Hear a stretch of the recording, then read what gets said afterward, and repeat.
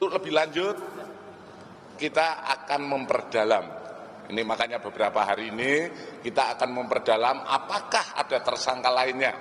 Tapi pada prinsipnya sampai saat ini perkembangan kita sudah melaksanakan penggeledahan. Setelah penggeledahan nanti tentu saja hasil-hasil itu akan kita analisa kembali, kita jadikan bahan-bahan penyelidikan kembali apakah mungkin ada pidana-pidana lain yang berkaitan seperti kemarin disampaikan. Apakah ada yang berkaitan dengan penipuan, penggelapan, dan lain sebagainya. Ini adalah bagian dari upaya-upaya penyidik. Assalamualaikum warahmatullahi wabarakatuh. Kembali bersama dengan saya, Agus Rahmat Pawirjo. Senang sekali siang hari ini saya bisa bersama-sama dengan sahabat-sahabat semuanya. Bisa menyapa di hari Senin. Tentu kita masih dihebohkan dengan berita berkaitan dengan dugaan TPPU yang akan disematkan kepada Panji Gumilang. Nah, tentu Mabes Polri juga dalam menetapkan TPPU terhadap Panji Gumilang ini perlu dilakukan bukti-bukti yang cukup kuat dan juga akurat, karena memang untuk penetapan TPPU ini harus ada kejahatan asalnya, ya. Harus ada kejahatan asal, dan kemudian yang kedua juga harus ada TPPU itu sendiri. Artinya bahwa asal daripada transaksi yang ada itu harus berasal dari kejahatan. Tinggal apakah nanti Kepolisian Republik Indonesia itu dapat membuktikan transaksi terhadap Panji Gumilang itu apakah berasal dari kejahatan atau tidak, ya. Dan kemudian terjadi pencucian uang itu sendiri. Ada berita yang menarik dilansir dari tempo.co, ya. Panji Gumilang diperiksa soal dugaan TPPU, Bareskrim tidak ada bantahan, ya. Artinya tentu ketika Panji Gumilang mengatakan di luar, ya, tidak mengetahui berkaitan dengan rekening dan lain sebagainya, tetapi kita punya keyakinan bahwa Bareskrim Mabes Polri mempunyai cara tersendiri, ya, untuk menggali fakta-fakta dari Panji Gumilang, dan dari berbagai macam saksi-saksi yang tentu juga pasti dihadirkan oleh Bareskrim Mabes Polri.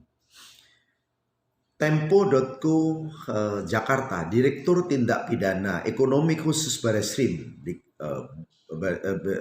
khusus Bareskrim Polri, Brigjen Wisnu Hermawan menyebut pimpinan Pondok Pesantren Az-Zaitun Panji Gumilang tidak membantah soal transaksi yang dicurigai sebagai tindak pidana pencucian uang TPPU. Panji Gumilang menjalani pemeriksaan dalam kasus TPPU pada hari Senin tanggal 7 Agustus 2023. Jadi kami melakukan proses pendalaman terhadap saudara Panji Gumilang, tidak ada bantahan. Dia menyampaikan semua transaksi sepengetahuan beliau, katanya, kata Wisnu kepada wartawan di gedung Bareskrim Polri. Ya, artinya kalau kemudian menilik dari yang kemarin sempat diedarkan berita yang sampai di khalayak ada 250 sekian, ya, 254 atau 258 rekening yang atas nama Panji Gumilang, ya, atas nama pribadi, ya, dan ada beberapa atas nama yayasan.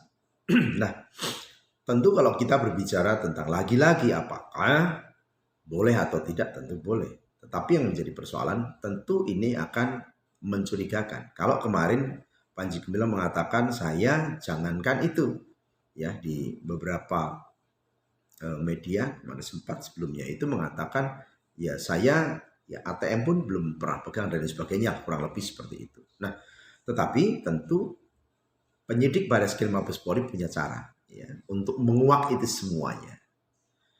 Panji menyatakan bertanggung jawab atas semua transaksi keuangan. Wisnu menyatakan pemeriksaan itu berjalan kurang lebih 8 jam. Panji menurut dia menyatakan bertanggung jawab atas semua transaksi tersebut. Selain itu, menurut Wisnu, Panji juga mengakui seluruh transaksi keuangan tersebut dilakukan atas perintahnya. Ya, jelas. Ya. Dia mengatakan bahwa sebagai ketua Dewan Pembina, beliau bertanggung jawab terkait dengan semua transaksi keuangan di Yayasan Pesantren Indonesia, kata Wisnu.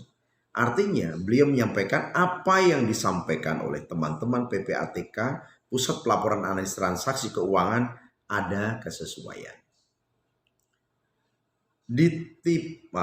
Deksus Bareskrim Polri menelusuri dugaan TPPU yang dilakukan Panji Gumilang setelah menerima laporan dari PPATK. Berdasarkan laporan hasil analisis LHA yang telah diberikan kepada TP Deksus Bareskrim Polri, Panji Gumilang diduga melakukan TPPU senilai kurang lebih 15 triliun. 15 triliun itu bukan angka yang sedikit, ya. Untuk sebuah yayasan, untuk suatu pesantren, ya. Transaksi 15 triliun itu bukan nilai yang kecil, tapi nilai yang fantastis. Kalau kemudian kita lihat, ya, transaksi yang ada, nah itu dari mana? Ya, dan saya yakin transaksi itu bisa terbaca semuanya. Tinggal nanti para saksi-saksi yang dihadirkan, apakah dia bisa menjelaskan bahwa katakanlah itu saksi dari Panji Gumilang yang dihadirkan, apakah juga bisa menjelaskan bahwa itu bukan dari tindak pidana, ya. Nah, tetapi Mabes Polri, ya, tentu juga punya dalil, tentu punya saksi-saksi lain, ya, saksi-saksi lain yang untuk menguatkan dari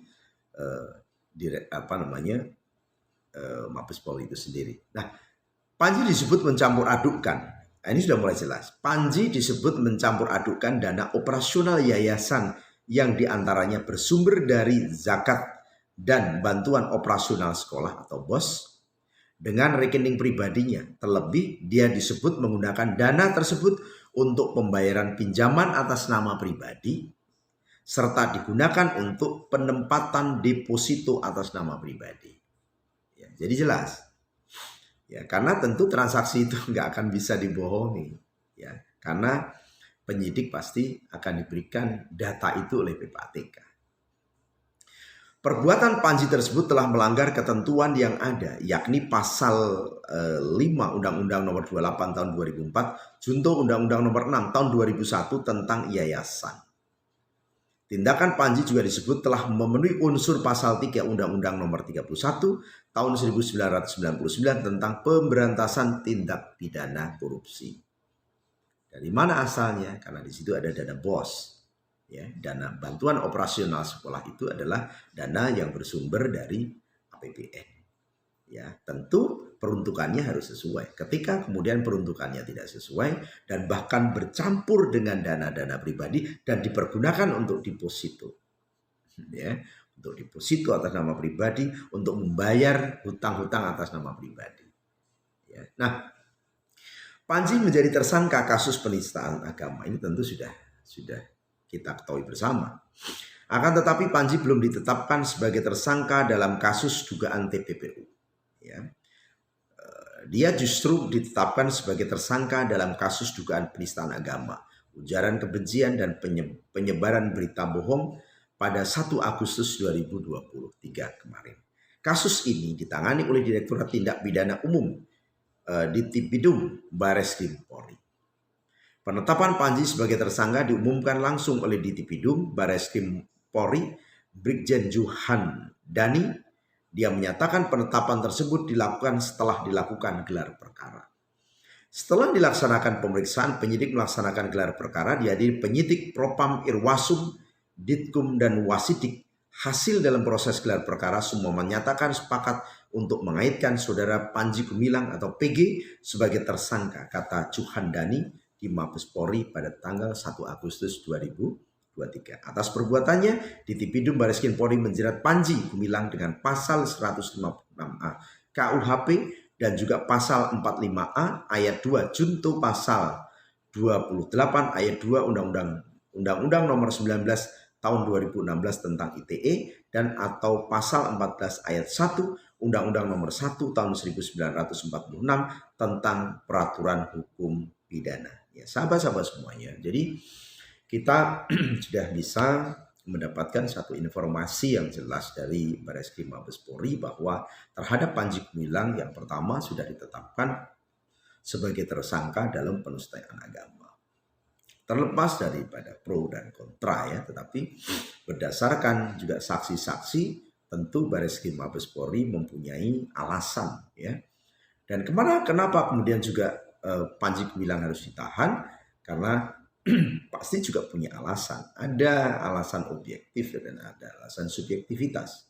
Ya, salah satu di antaranya tentu yang kita ketahui dan kita pahami, dikhawatirkan melarikan diri, menghilangkan barang bukti, tidak kooperatif. Ya, nah ini salah satu yang menjadi dasar dari Bareskrim Mabes Polri untuk kemudian menahan, dan kalau menurut saya ini adalah pintu untuk menguak persoalan-persoalan yang lain. Nah, tentu juga ketika Bareskrim Mabes Polri memanggil Panji Gumilang yang kedua berarti tidak datang dengan alasan sakit ya, patah tangan, tapi ternyata tidak menunjukkan adanya sakit ya, patah tangan. Dan pertanyaan berikutnya, apakah patah tangan itu pada saat hari itu atau pada saat jauh-jauh hari sebelumnya, misalkan seperti itu. Dan ternyata Panji Gumilang justru ya terlihat di muka umum. Ini menjadi persoalan tersendiri bagi Mabes Polri. Ya, sehingga kemudian Mabes Polri memandang bahwa ini harus ditahan. Nah, persoalan kemudian bahwa kuasa hukum mengajukan penangguhan permohonan itu adalah hak. Ya. Dan kita juga tidak bisa kemudian menyatakan bahwa itu boleh atau tidak. Tetapi sekali lagi bahwa kewenangan penangguhan itu ada di Mabes Polri sendiri, ya, ada di Kepolisian Republik Indonesia. Nah, kemudian yang kedua, diduga Panji Gumilang itu kejahatan TPPU. Ini masih dugaan dan belum ditetapkan sebagai tersangka. Hanya memang tentu Mabes Polri sudah mendalami. Karena ada satu hal yang harus juga diingat oleh kita, unsur-unsur dalam unsur-unsur dalam TPPU itu yang pertama harus ada kejahatan asal ya. Kejahatan asal itu misalkan satu dari adanya tindak pidana korupsi ya. Kemudian ada pidana lain misalkan terjadi hasil perampokan, hasil penipuan, hasil penggelapan ya, hasil pemaksaan. Prinsip atau pendek kata itu adalah hasil yang dilakukan dari kejahatan. Ya tinggal nanti digali apakah di situ terjadi tindak pidana asal. Yang kedua ada TPPU, ada pencucian uang itu sendiri ya. Dan itu bisa lakukan secara sadar. Nah, kita akan melihat episode berikutnya karena memang nilai 15 triliun, mohon maaf, itu adalah nilai yang sangat fantastis, bukan nilai yang sedikit. Dari mana nilai 15 triliun itu? Ya, mohon maaf, bukan miliar, triliun itu ya. Kalau kemudian dikatakan bahwa itu dari sumbangan, ya. Dari sumbangan untuk apa? Nah, ternyata di sini dari berita acara pemeriksaan yang disampaikan oleh Mabes Polri, Panji Gumilang mengatakan sudah jelas, sudah cetowelo-welo dari mana. Tinggal nanti pendalaman, tinggal nanti kemudian diperluas, dipertajam. Kita percaya kepada Mabes Polri. Ya, kita tunggu hasil berikutnya. Dan pertanyaan besar bagi kita, kemana transaksi itu? Ya, untuk apa transaksi itu? Diberikan kepada siapa transaksi itu? Ya, semoga semua itu bisa terkuak dan kebenaran itu pasti akan mencari jalannya sendiri. Ada dua kejahatan asal dan kejahatan TPPU-nya itu sendiri. Jadi ada kejahatan asal misalnya dalam hal ini ada dana bos itu kan, kemudian ada masalah apakah istilahnya digelapkan, tapi kalau dana bos itu pasti alurnya kepada korupsi. Ataukah ada penipuan ya, artinya seperti yang disampaikan. Misalnya ada orang santri-santri yang pesawat tertipu kemudian membayar atau apapun, itu berarti ada kejahatan asal. Kemudian setelah kejahatan itu asal ya. Kejahatan asal ya, predicate offense, core crime. Setelah itu uang yang ada ini dari hasil kejahatan asal ini untuk apa? Itu namanya TPPU. Jadi konteksnya dalam hal ini kalau sesuai dengan organisasi lah ini ya, kita kan korporasi organisasi ya. Kalau ada uang masuk harusnya kan ke rekening Al Zaitun ya, karena janjiannya kan dengan Al Zaitun kan harusnya begitu. Nah begitu masuk, itu kalau masuknya itu alasannya halal, ya nggak apa-apa kemanapun. Tapi kalau masuknya karena ada penipuan, karena ada ada kejahatan lain gitu ya, kemudian dia keluar, termasuk kalaupun keluarnya untuk operasional, kalau uang itu masuknya dari hasil kejahatan berarti ada TPPU. Jadi TPPU seperti itu. Tapi TPPU itu apa unsurnya? Yaitu unsurnya pertama kan karena sudah ada hasil kejahatan asal, maka barang siapa mengalirkan, yaitu misalnya membelanjakan, menghibahkan, mentransferkan harta kekayaan dari kejahatan asal tadi, kan gitu ya, yang diketahuinya atau patut diduganya memang berasal dari kejahatan asal, dan kejahatan asal itu sesuai dengan pasal 2 ayat 1 ya. Kemudian tujuannya apa sih? Tujuan itu adalah unsur subjektif ya, unsur di dalam hatinya pelaku itu, yaitu tujuan untuk menyembunyikan atau menyamarkan bahwa uang yang untuk membeli tanah misalnya itu dari hasil kejahatan asal. Itu tujuannya itu memang untuk itu, sehingga uang yang masuk itu harus segera keluar digunakan untuk apapun gitu. Jadi sebetulnya hari ini saya ditanya Mas Irwandar, ada kita ingin ketawa juga. Kita punya undang-undang TPPU itu tahun 2002 ya, 2003 2004 itu sudah mulai running karena PPATK sudah ada pada waktu itu.